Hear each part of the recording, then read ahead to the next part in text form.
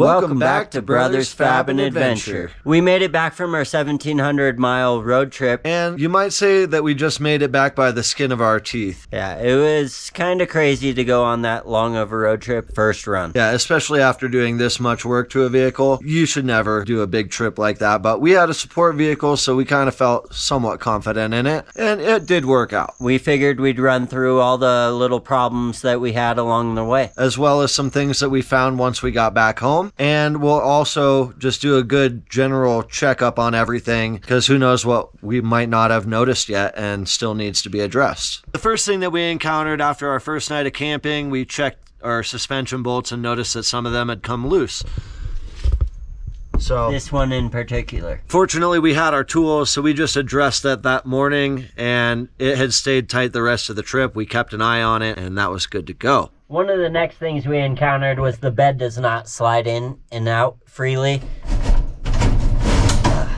Yeah, that's not gonna work for Mom, so we're gonna have to address that. We really wanted the diesel heater to work on the trip, and we bought a cigarette lighter plug for it, but it ended up not working. It needs a little more amperage than this can take, and the EcoFlow ended up overloading and would not work. Once we got home, we got a converter for it and plugged it into the AC part, and it works fine, but we were never able to get it to work on the DC cigarette lighter plug.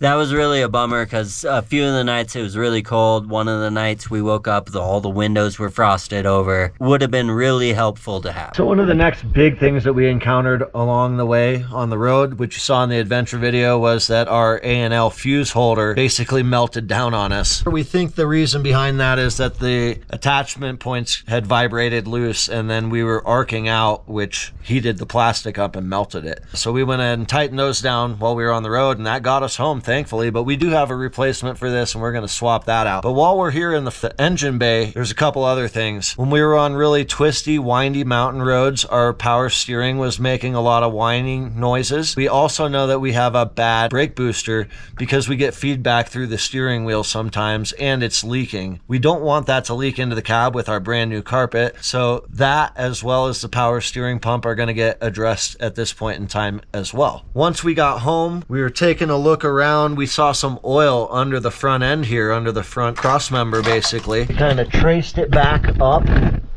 and we found that we have a bunch of fluid on our oil coolers. You can kind of see it really right here and right here, so the cores are leaking. On this one, it's leaking on the top here.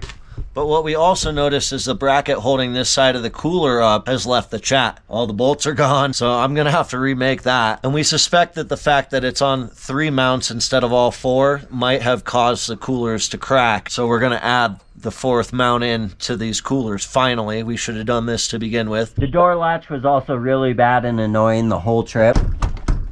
Yeah, the road noise coming in was awful. It was worse than having the window open. We had a caliper, which we suspect is either sticky or not working, so we're gonna replace that. We kind of noticed it when we bled the brakes for the last time, but we were actually getting some brakes, and so we figured we'd just kind of see what happened. If you slam on the brakes, it'll pull really hard to the right, so it's super sketchy. Just kind of imagine you're going down a steep hill that's curving to the left with a drop off on the right, and somebody slams on their brakes in front of you and it wants to send you off the edge. Yeah, not ideal. That's what it felt like. So don't do that.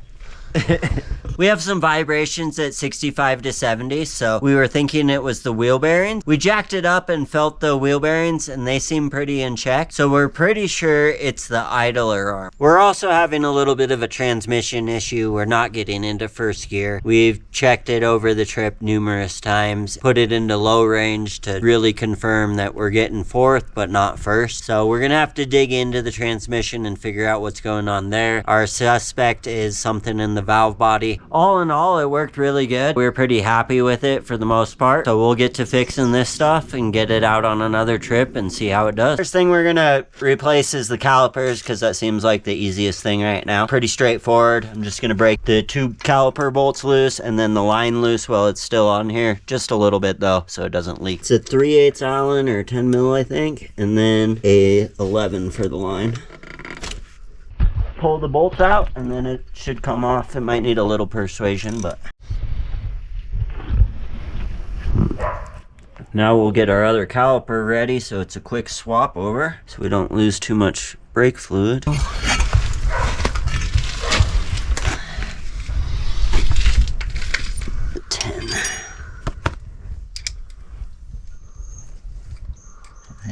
You got an 11 here too if you need. Just kind of get that snug for now.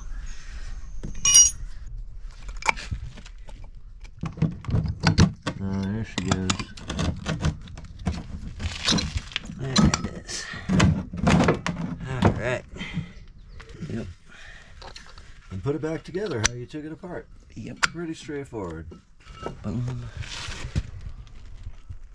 Put this guy back on here. Yeah, this caliper wasn't the greatest either. The outside's way more worn than the inside. Also, you got to bleed the brakes since you disattached everything. Check the fluid before you do that. Keep it topped off and you'll be good to go.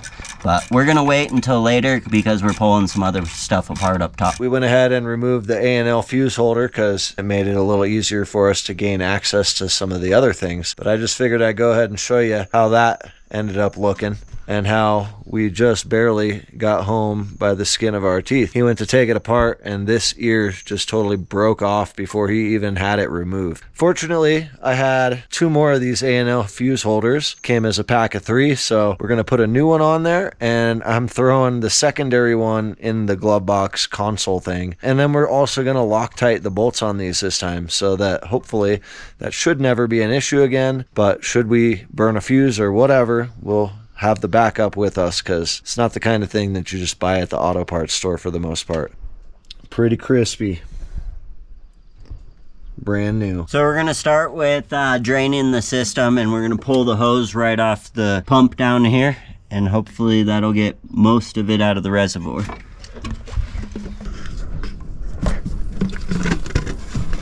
Now that we got it all drained out and all the lines disconnected, I found it a bit easier to remove the pump by removing the whole bracket and dealing with the pulley on the bench. So I got all 4 of the bolts loose here. I'm just taking the last nut off here. But it might come out right here, yeah. Just a little flex of that radiator hose. And a twist. And yeah, you're halfway there.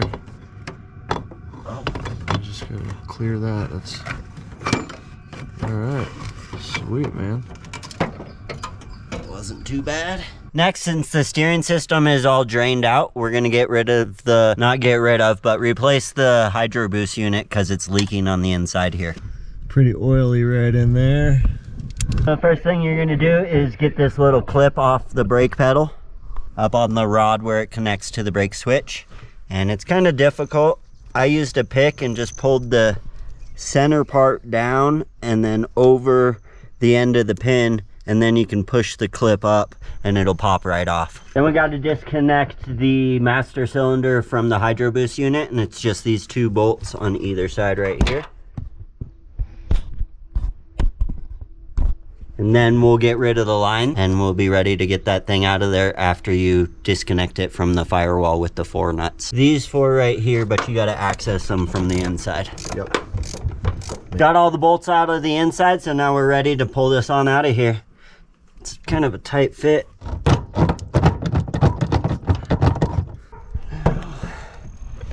Somehow get it out of here.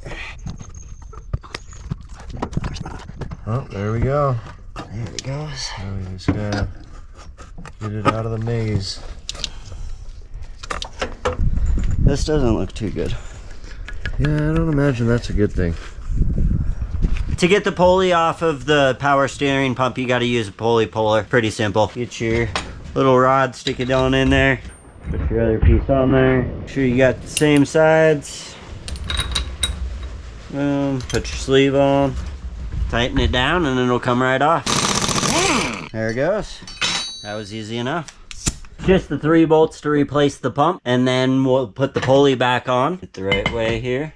You're just gonna find the right fitting in your kit, and then you're gonna thread it into your main piece, put your thrust washer on there, and then thread it into your shaft here. You're just gonna keep pressing it on there until it's about flush with the end here. And then you're done. Now we're ready to get the Hydro Boost in there. It was a little bit of a pain getting the push rod plastic clip and clip out of here. You just gotta work with it, and then when you go to put it back in, just kind of push it down in there and it'll pop in there.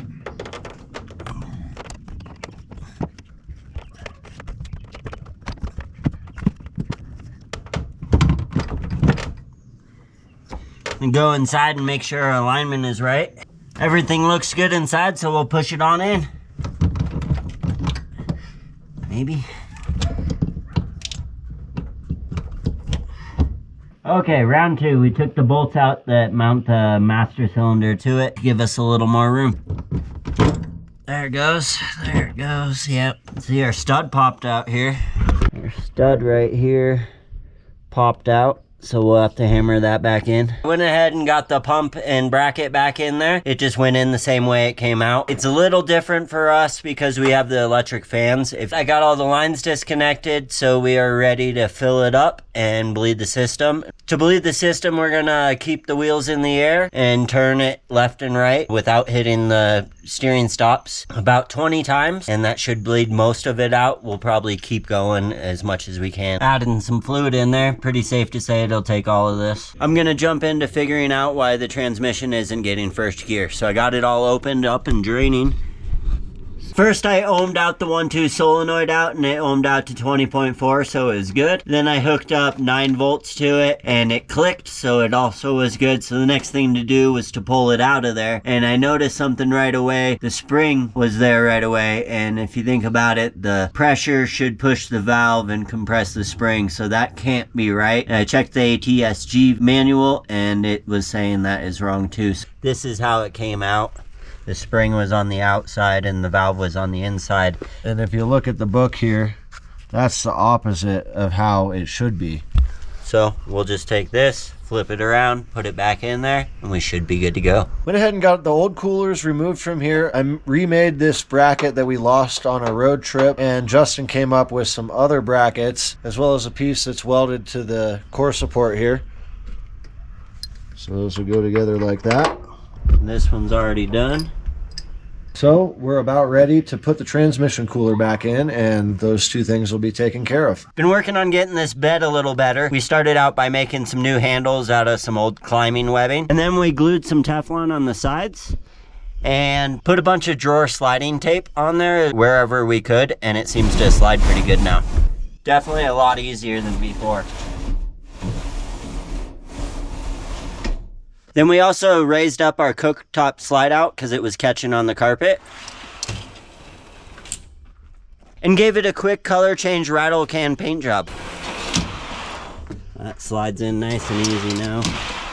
And while we were back here, we ran our diesel heater exhaust down through this hole from the old AC, and we left it uncovered and it filled the whole back with dust. So I made a little cover for it, and I'll be sealing that up and reinstalling the diesel heater back there. So I've been working on editing the next few videos about the van, and as I'm wrapping this video up, I realized we hadn't shot an ending for it, and there's also a couple things that we mentioned earlier on that we never got to. So I figured I'd take the moment to kind of explain that now before we wrap this up. The first being the door here that chattered. We originally thought that it was the latch mechanism, but after doing some more research and looking into it closer, we realized that the hinges on these things are notorious. The hinge pins and bushings wear out and they cause this problem. When we looked at our hinge pin, it had come out a bit, and so we ordered new hinge pins and bushings. We just hadn't gotten around to replacing them. We did, however, pound the pin in, and now our door actually closes. As you can see here,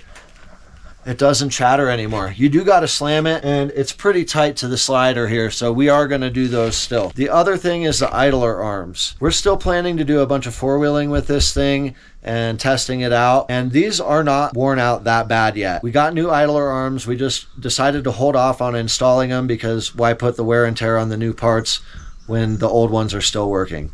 We also threw a new Flowmaster exhaust in here because it's a lot more compact, so it's a lot nicer. It's a little louder, but not too bad.